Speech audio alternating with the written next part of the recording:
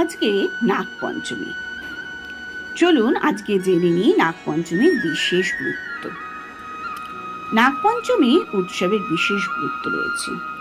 সর্পদেবতাদের উদ্দেশ্যে নিবেদিত এই উৎসবটি দেশের বেশ কিছু রাজ্যে পালিত হয়।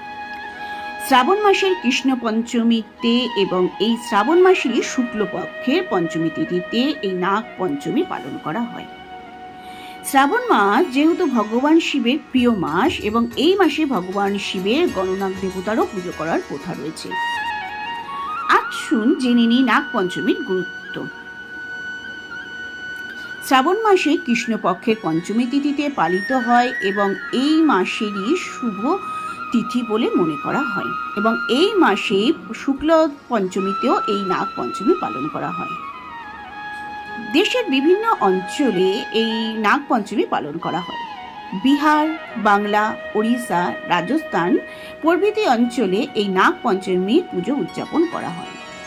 এই দিনে শুক্রাদিত্য যোগ এবং শোভন যোগের একটি শুভ সমন্বয় হবে, যেখানে শুক্লপক্ষের পঞ্চমী তিথি অর্থাৎ 9 আগস্ট দেশের অন্যান্য রাজ্যেও পালিত হবে। শ্রাবণ মাস বর্ষাকাল এবং এই মাসে সাপ গর্ত থেকে মাটিতে বেরিয়ে আসে। নাগপঞ্চমী পুজো করার উদ্দেশ্য হলো যে নাগপঞ্চমী পুজো করা হয় যাতে সাপ মাটির থেকে বাইরে বেরোতে না পারে এবং কাউকে আঘাত করতে না পারে। বিহার, বাংলা প্রভৃতি অঞ্চলে কৃষ্ণপক্ষের পঞ্চমী তিথিতে নাগপঞ্চমীর উৎসব পূর্ণ ভক্তি সহকারে পালিত হয়।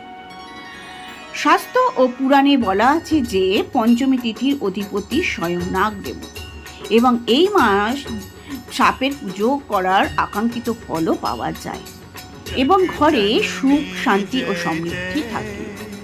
এই দিনে সর্প দেবতার পুজো করলে রাহু ও কেতু সংক্রান্ত দোষ থেকে মুক্তি পাওয়া যায় এবং কালসর্প দোষেরও পুজো করা হয় এই দিনটিতে।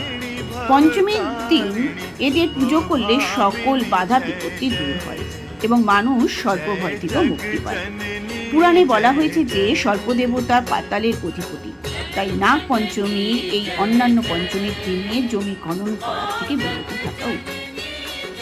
শুভ নাগ পঞ্চমী। সকলে খুব ভালো থাকুন।